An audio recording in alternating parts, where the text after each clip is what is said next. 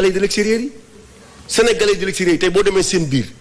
tolof yi ñuy dund foofu ñi ñuy rey ñi ñuy tëj ñi nekk situation yu difficile amul benn yoon foo sentir les représentants diplomatiques ñëw dinañ taxaw et pourtant moom mi ngi koy def waaye léegi amul lu ñu koy fay au lieu ñu honoré ko ñu di ko séquestrer di ko emprisonner lii dafa ñaaw sax ci réew mu mel na Sénégal mais ce que vous oubliez ñoom nañu topp waa Union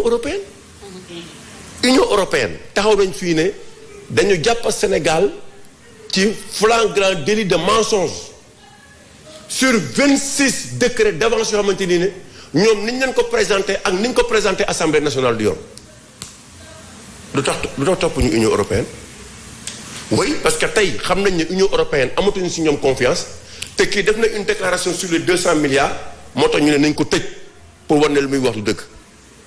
mais li gën a garaaw mais le procureur ak le juge d'instruction nen ne sur une affaire de détournement ngay wax diffusion de fausses nouvelles mais loolu dafa doy waar diffusion de fausses nouvelles yow ci yan base nga teg si ku xamante ni dafa def une déclaration qui porte sur 200 milliards pour ñu leeral ko xanaa ñun moom kan moo ko wax ne kii li mu wax amul est-ce que l'IGE a été saisi qui est le premier juge des comptes l'IGE ou bien comment dire la cour des comptes wala l'IGE lan moo tere état du Sénégal par rapport ak xaalis bi mu fi dugg mu demander à ce que ñu def ñu leen mbët xaalis boobu fa la dugg parce que ay programme ñan la ministère des finances la ministère de l'élevage la ministère de la jeunesse la wala fan la ñu xool xaalis bi fu mu dugg mais moo gën nga jël doomu aadama bi nga ñëw taxaw di ko tëj mais lii yëpp tamit day indi situation boo xamante nii rek sànq Seydi Gassama wax na ko nen ne sénégalais yi dañu dem ci confiscation de la liberté boo xamante ni fu ñu jëm dafa yéeme ça dañu lay fekk sa biir kër toroxal la parce que état d'urgence lañ nekk te loolu la ñu def Boubacar Seye ñëw nañ fekk portable am jël ko fekk ay données jël ko fekk lépp lu mu yoroon jël ko imposer ko nag en cette situation là dem tëj ko. te waaw non pour te dire non mais c'est-à-dire dafa am yeneen yoo xamante ni ne déjà dafa am ci biir affaire bi maintenant. nañ ko bàyyi bu ñu amul lu ñu def nañ ut yeneen pexe mais nañ bàyyi Boubacar Seye deful dara mënuñu nag chaque jour bu nit ñi ñëwee ci débat war a waxtaan ci affaire développement wala waxtaan ci affaire réew mi ni ñu koy doxalee wala waxtaan ci affaire pandémie bi nga xamante ni tey ñëpp gis nañ seen conséquences mais li jaar chaque fois on parle de l'usure démocratique dans ce pays te toll na ci benn niveau boo xamante ni vraiment ñii aussi ñu ngi ëpp bu fekkee mënoo jiite mais nga bàyyi suñu réew dem sa yoon mais waroon ko mën a compléter par des emprisonnements à n'en plus finir ça commence à être trop ce qui se passe dans ce pays. Alors ça commence à être trop d'une autre part également yaa ngi doon wax waxu tenir peut-être la ligne par rapport justement à ça d'une autre part dañuy wax waxu vide juridique des fois par rapport ak lanceur d'alerte yi peut-être une réorganisation xool un peu comment les cadrer alors loolu tamit Fadel naka nga ko xalaatee ak lan moo si sa appréciation. bëgg naa ñëw tuuti ci dinaa avec beaucoup de plaisir d'ailleurs ma wax ci lanceur d'alerte yi parce que souvent nit ñi dafa bëri confusion dinaa ci ñëw. mais balaa ma ci yegg si damay bëgg fu Omar Faye da xam nga dama la tàmm wax rijal ba Omar Faye bi sax dama koy fàtte fu Omar Faye daanele mooy que ku wax ñu ne ràpp tëj ndeysaan kër gi moo ko wéyoon dama leen wax ne bu ngeen di wéy da ngeen di wéy loo xam ne parce que comme prophétie la woon quoi bi ñuy wax ku wax ñu ne ràpp tëj boobu gis nga de plus en plus day gën di continuer quoi xam nga et c'est triste dañu doon artu ba ñuy artu ñoom teel na mais boobu kenn comprendre mais léegi la ñuy door a xam léegi gars yi di gis li ñu doon wax quoi xam nga dama bëggoon commencer ci loolu restriction liberté yi nga wax sànq ñu ngi ko commencé di seetlu depuis 2015 en réalité depuis 2015 bon dafay dem avant ça mais 2015 dafa am lu ci am solo lu ci am mooy que dañu changer sax loi bi ci régime u société civile bi fi nekk soo ko seetloo ci loolu la ñu sukkandiku woon ba jafe-jafe yi fi Y'en a marre amoon ci ginnaaw ba ñu tëj Indalit lu mësta am Sénégal ñu xëy tëj ONG association sénégalaise parce que moom lii xëy na mooy moyen boo xam ne mu ñoon nañ ko attaqué dañu xëyoon tëj ko jël ñi ci des ñëpp ñu def leen mettre leen en demeure yeneen entreprise yeneen société civile yu bëri yi fi nekk ñu mettre leen en demeure pour lan parce que nee nañ da ngeen di gunge Y'en a marre da ngeen di jàppale Y'en a marre ba pare ministre bi à l'époque Aly Ngouille Ndiaye dem taxaw buntu assemblée nationale remettre en cause statut juridique bi Y'en a marre am ak association yi mel ni moom ne leen ay association de quartier la tu vois donc ñu ngi ñuy bëgg a indi ci beneen régime juridique boo xam ne dañ lay surveiller comme ni ñuy policier nu muy surveiller bandi mais ni li ñuy def dafa ñaaw te defuñ dara la dul yee askan bi ñu yeewu loolu pour man restriction de liberté yi fa la commencé ak espace civique bi ñu koy restreindre ndànk-ndànk nit ñi waxuñu mais ñi ngi leen xoqatal ci suuf nit ñi nu ñu doon jotee yenn financement yi pour mën a liggéey ni ñu waroon liggéey dootuñu ko amati et cetera et cetera léegi nag ñu ngi dem ci beneen phase après bu ñu leen affaiblir jéem leen couper ak seen liens yi nga xam ne moo leen doon permettre ñu def seen liggéey ñu ngi dem ci beneen phase maanaam dañ leen naan ràpp tëj comme ça ñu ragal dootuñu waxati mais pour man c'est peine perdue dañuy sonal seen bopp askanu lëmb kenn mënu ko téye Sénégal dafa am benn option bu claire bu mu jël tàmbaliwut ci Macky Sall tàmbaliwut ci Abdoulaye Wade ce pays non baal ma la coupé ba mu ñëwee seet si leen en 2011 si je m'abuse lan ngeen doon waxtaane dooñu ko fàttali tuuti xam nga bu ñu ñëwoon ci beneen jotaay boo xam ne on parlera de yem yi ci relation yi dinaa ci ñëw mais vraiment bàyyi ma avancé ci lii parce que parce que en fait bu ñuy wax société civile bu ñuy décrédibiliser c'est-à-dire moom ba muy li ma la ci mën a wax non li ma la ci mën a wax mooy jamono jooju bu Y'en a marre wootee taxaw fii du ma ko fàtte mukk sa fameux 14 février 2012 ñu woote fii opération Fanaan Ahmed Aïdara la moo ko fàtte bukk parce que ma tombé woon ak jour du Saint-Valentin mu doon waa Y'en a marre ñi ngi banaan fële bëgg a fanaan fële mais policiers yi ñoo fa fanaan finalement keroog Macky Sall dafa indi mer gàddoom c'est important de rappeler ça ngàbbu mer gàddoom ñëw ne ànd naa ci li ngeen di def noonu la mais xam nga suñu woy politique yi bu fi bëggee nekk di traquer la ñu waxoon démb seen waxu démb ak seen waxu tey nu mu waroo dañuy tareel askan bi man dama bëgg ñu avant voilà parce que vraiment bëggatuma attardé si ñoom quoi li ma ci voilà donc y a cette restriction là li ñu waxoon yëpp weddi nañ ko li ma doon wax mooy que option wu Sénégal à aller de l'avant moo fi indi 19 mars 2000 et bien avant moo fi indi année blanche ñu Abdou Diouf doon wax la jeunesse malsaine maanaam ay jeunes yu fab fépp taxaw ne on veut que les choses changent moo fi indi Abdoulaye Wade moo fi indi tey Macky Sall te ëllëg bu Macky Sall góorgóorlu wut nu mu war a góorgóorlee askan wi dinañ ko fi ñukk ci nu mu gënee ci réew mi loolu lay ñaan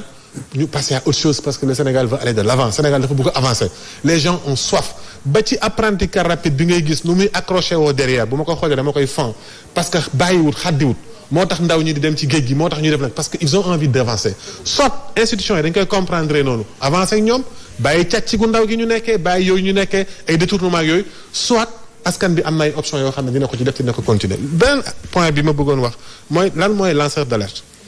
lanceur d'alerte mooy bu doon ci wolof dañ dellu Saalum dañ naan mooy piccum reeteet xaw ma ndax xam nga piccum reeteet mooy picc bi nga xam ne bu gisee danger bu sax mu gis jaan wala leneen di jëm ci njanaaw yi lu danger di jëm ci yeneen rab yi da ngay gis muy am nu mu yuuxu di yuuxu xam nga moo tax wéykat ba ne reeteet gis na ninki nanka donc voilà di yuuxu pour alerter le reste des animaux ñu préparer wu xam ne danger mi ngi ñëw ci ñoom boo doon misaal lanceur d'alerte ci wolof da nga naan mooy reeteetkat bi maanaam ki nga xam ne dafay artu jugut ngir yàqalaate jugut pour gagner moo tax su ma déggee sax yenn jeunesse naan oui encore la liberté dañ ko war a restreindre et cetera mais koo xam ne dafa jug pour li nga xam ne dafay nuire à l'intérêt général mu artu ba nit ñi dégg ko kooku nag mënoon a fii laa ko yemale wala lii la mën a wax wala lii la mënul wax dafa jug pour reeteet dafa jug pour artu waxul sax ngir dafa ki nga xam ne mooy yàq alalu réew mi daf ko bëgg a gaañ wala da ko bëgg non dafay wax pour que askan wi fagaru moo tax souvent ultime recours am moo nekk l'opinion publique mooy li Seydi Gassama wax léegi. Est-ce que les gens le comprennent ainsi? Non mais ñun suñu journaliste sax na ma yàlla baal mais comprendre bu nekk parce que dañuy jaawale influenceur ak waaw activiste ak et cetera alors que lanceur d'alerte bi mooy yow mën nga nekk lanceur d'alerte ñun ñëpp mën nañu nekk chaque citoyen c'est un potentiel lanceur d'alerte en ce sens où ci liggéey bu muy liggéey waxuma comme ñun Y'en a marre bokkul comme ça wala nga ni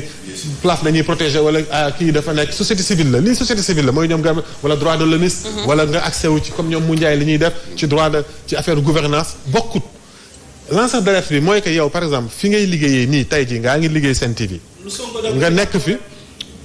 ñun dinaa ci bu ñu amoon chance d'échange dinaa wax lu tax ñu war a fexe ba lancement d'alerte ñu déconnecté ak politique yi parce que bu fekkee ne homme politique dafa nekk lanceur d'alerte pour ñu xam dëgg bi day jafe ndax parloo bi ci am ci diggante bi moo tax lii état bi def ci Boubacar Seye fexe na ba dëgg bi fu mu nekk dañ ko indi ci diggante pouvoir opposition loolu baaxul ñun ñuy protéger ñi ñuy liggéey ci loolu dañ koy éviter lanceur d'alerte bi mun naa leen citoyen bu nekk comme yow tey jii par exemple yaa ngi liggéeyee Sen TV nga gis ne Sen TV mi ngi def benn publicité wala mi ngi def loo xam ne yow da nga ci teg baaram am ay preuve que ne li ñuy def baaxul ci askan bi nga saisir sa hiérarchie saisir ñi nga war a saisir ba ci justice ba ci rendre ko public pour loolu dakk mun nga di liggéey ci Jimbo gis ne Jimbo bi dañuy liggéey composante yi ciy def dafay posone askan bi mun na nekk ci meew bi nga ne meew mi li ñu ciy def dafay posone askan bi comme mun na nekk nga nekk ci nguur fu kawe wala nga nekk banquier fu kawe gis ne données yi nga am nii ñi ngi luubal alal réew mi nga jël sa responsabilité arrêté ko dakkal ko d'accord loolu mooy lanceur d'alerte d'ailleurs dañuy wax ne am na ay lanceur d'alerte yu anonyme ñoo xam ne dañuy dem rek ci kuréel yi nga xam ne dañuy collecter genre données yooyu comme ay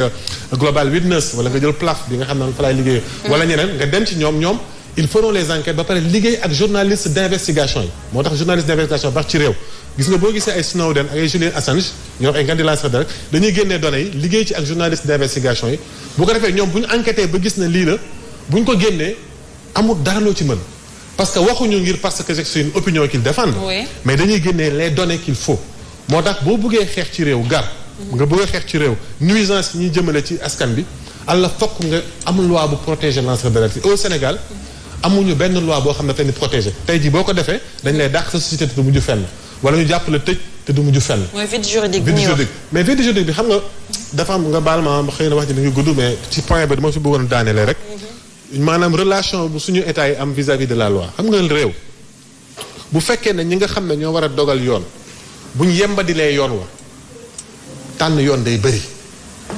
mooy li gëstoo di waxee léegi ci beneen anam pourquoi à chaque fois ñu indi loi bu bees. parce que loi bi ñu fi am ña nga xam ne ñoo ko war a doxal ñoo ko yembadil ba dootul amati njëriñ tey jii boo ko seetloo ba même seen modification yi mujjee def ci constitution bi man dama ne Sénégal loi yi ñu voté yëpp bu ñu ko commencé woon a doxal mu effectif est-ce que soxla nañ ñu am loi yu bees. beneen bi ci des Seydi wax na ko dama ci bëgg a insister. mooy ne dañoo donn nguur ak ay loi yoo xam ne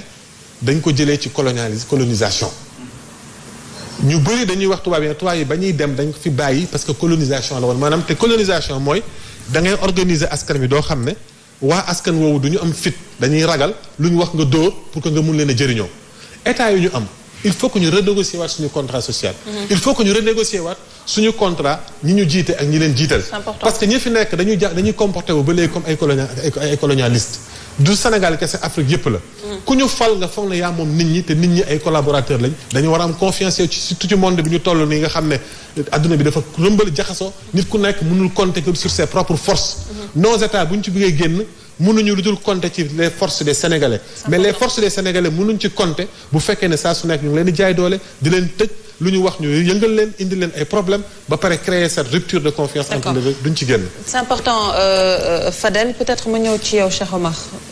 par rapport justement à tout ce qui a été dit. waaw tout ce qui a été dit xam nga wolof Njaay dafa naan ku aj bëggul kuy téel te ñu ngi nekk ci jamono virus mais xam nga virusu mal gouvernance vaccin bi mu am mooy transparence sérum bi mu am mooy bonne gouvernance Sénégal nag dañuy indi ay rapport ARMP génnee ko sans suite du mujj fenn. bu ñu jëlee dégg nañ 94 milliards mu dem ci suñu justice ñu jël ko ber teg na le bu ñu waxee waxi pétrole ñu ne amuñu kenn ku ñu topp xamuñu kuy X wala kuy Y bi ñuy wax léegi démb à Podor la ñu bàyyi xale bi tudd Samba Tall nekk professeur de français bind ci Facebook am feebar yi fi am xiif ndóol corruption citéwul kenn mais dañ ko jël arrêté. donc je rends hommage aux Podorois surtout lycéens moi je di nuyuwaale waa Fanaay alors li ñu tàmmal mooy colémotif xam nga colémotif ñun ci jargon balisard loolu la ñuy war waaw dañ lay colémotif mooy yi ñu fi indil mooy offense au chef de l'État article 80 kuñ ci bëgg a dëxiñ la ci président bu ñëw doo ko dindi da nga koy garder teg parce que mooy sa arme de guerre boobu mu ne kase ki nga xam ni bokkul ak yow opinion li ñu fi indi mooy ay diffamation ay diffusion fausse nouvelle et cetera parce que qui veut tuer son chien l'accuse de rage et quand même c'est l'occasion rendre hommage quelqu'un comme ma koy tooñ su ma nijaay Seydi Gassama mu ngi wax crédibilité mais bokk na si ñi nga xam ne ils sont crédibles et tey c'est un doyen de la société civile et bu ñuy wax li nga xamante ni mooy préservation ak yelleefu doomu aadama mu ngi ci taxaw Fadel Barro aussi parce qu'ils ont inspiré beaucoup de jeunes bu ñu demee ba am ñeneen Congo ñeneen feneen ñoom ils ont montré cette étincelle et puis principe bi ñu nekkoon ils ont gardé cette constance mais tey doyen vous avez une responsabilité historique tey pour man sa mission mooy nga dajale parce que bu ñu affaiblir opposition mu jouer rôle mu bañ a jouer rôle la société civile nekk comme sentinelle nekk comme protecteur des libertés publiques et privées maintenant revenons aux faits moi je crois que man toog naa fi ci plateau ma ne leen xale yi di dee ci géej gi ba ministre de l'intérieur toog ne nous ne sommes pas là pour compter des morts xale yi nga xamante ni demoon nañ fi Libye ñu def leen ay jaam